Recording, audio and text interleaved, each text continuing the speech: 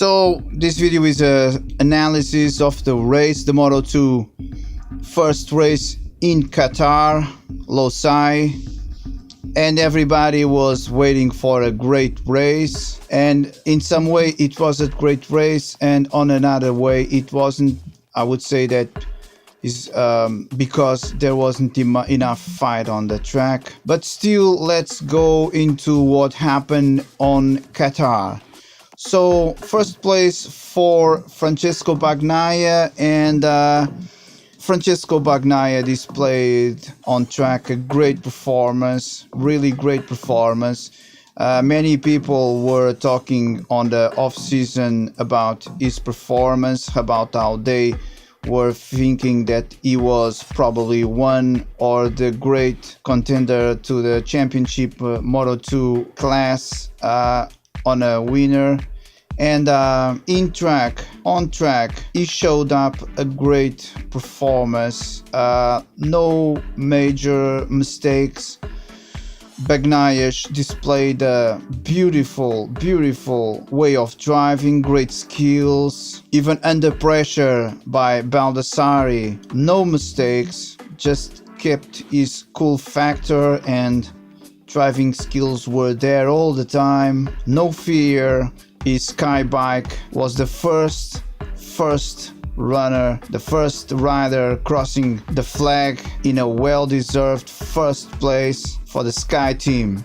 Now Baldassari was second. Baldassari is a man, he's a fighter.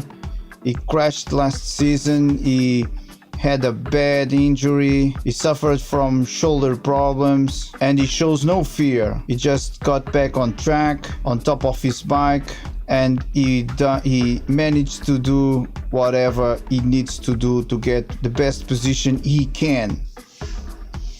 He showed along this race that he had the pace to win, that he knew how to do it, that his bike was on a great setup. He showed also that if Bagnaia, that was the first guy on track, he showed that if Bagnaia made a small mistake, he would be there trying to cash in. And he was there until the flag. Baldassari just squeezed as he could Bagnaia. He took his position. He kept a small distance almost during all the race. He didn't let Bagnaia create a big gap. He knew that couldn't happen because he needed to be close. He needed to be close in the end of the race to have a chance to win this race. And so Baldassari showed that he is another top contender for this Moto2 season. Great race by Baldassari. I think that all the fans should be happy for him. Alex Marquez was the third man on track. We all know that Alex Marquez is a great skill rider. He has displayed that many times before. He had great races last season with Franco Morbidelli, but at the same time Alex Marquez somehow looks like being followed by almost something crazy going wrong on his bike, and today it was the braking pads. Suddenly, from the nothing, everything looked cool for him. He was on top 3, he was fighting to get on the last lap and try to overtake Baldassari and Francesco Bagnaia, and everything looked on plan. And out of the nothing, suddenly he loses his line on track. He goes wide on a braking point, and he loses time. And when we watch closely, his braking pad was red, was on fire. At first glance, I thought that it was going to break apart. It didn't, fortunately for the Spaniard. But I think that it really held his driving. I think that Alex Marquez probably couldn't drive as he would like to, because of these braking pad problems. Had it not happened, and I think that Alex Marquez would be at least fighting until the end, and probably at least achieving second position. So waiting for great things for Alex Marquez in the rest of the season. Now going to Pasini. Pasini was I would say the middleman, because He was on top of the second group, but he could never make it to the first group, so it was like riding for a while in the land of no one. He was alone, with a gap to the second group, sometimes smaller, sometimes a bigger gap, but there was no one really threatening him. He was just like a lost rider that was in a safety zone from the second group, but he didn't have the pace to go and to hunt the first group. So if he finished the race on a 4th position, which is also great position. He achieved points, which is very important. You never know when some points are going to make a huge difference in the end of the season. So every point matter. Great race for him. He showed that he had pace. He showed that he wasn't making mistakes. He didn't make those silly mistakes that sometimes happen on Moto2. We all know that Pasini is a rider that sometimes rides almost out of his bike. He uses legs and arms, and it looks like a bunch of things is going on his bike.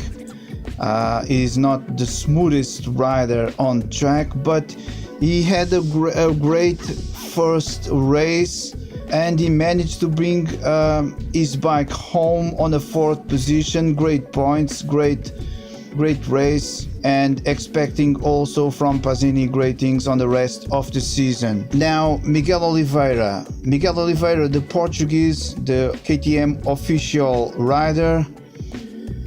I was expecting a bit better from him, and in the end it was not as bad as some people might think, because I think that in this first race Miguel didn't find probably the best setup for his bike, and because he didn't find it, he didn't get the best pace. He didn't get to fight on the track. He didn't manage to overtake riders, and during most of the race he was behind Schroeder and Brad Binder, his teammate. For Portuguese fans that were expecting him to simply overtake those two guys, it didn't went that well. But Brad Binder was a faster rider today. He managed to show that he has skills also. Schroeder, I think that Schroeder who is also a great rider, but I think that maybe Schroeder was stopping those riders to get faster. He was blocking them, not complaining. That's what you are supposed to do if you can't go faster.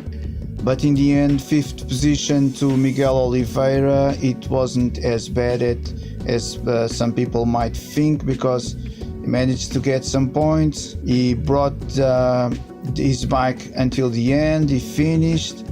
He achieved experience. And we all know that Miguel Oliveira is a mid-racer that starts to get his best pace from the mid-race. It didn't happen today. Well, in the mid of the race, he really, I wouldn't say in the mid, but more for the last laps, he achieved to overtake Schroeder and Binder. So he went from 7th position to 5th position.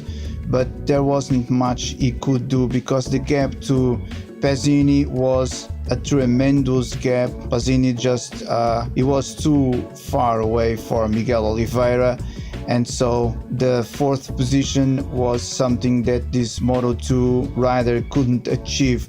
Despite all that, great effort from Miguel Oliveira, great race, didn't crash as always. Let's see what happens in the rest of the season. And finally, Brad Binder, the South African companion of Miguel Oliveira. Brad Binder had a great race. He had previously had great free practices, showing great laps, showing that he's stronger than ever, no fear, going on track, attacking corners, hitting the right laps over and over again. And on track, Brad Binder was for a while faster than Miguel Oliveira and even Schroeder and the rest of the peloton. So I would say that KTM team has right now two great drivers to fight for the championship. Last word for Mir, the rookie starting on Moto2, the Moto3 World Championship. He achieved a great 11th position. And I think that more important than that is that he didn't crash his bike, he didn't make mistakes, he is learning this class, he is displaying great skills, and during some free practice sessions he showed great times, great pace, and I think that everybody, especially the fans, are waiting for him to mature during the season and to be a contender for the top positions. Thank you for listening. If you enjoyed this video, please subscribe and leave your riding like. Thank you.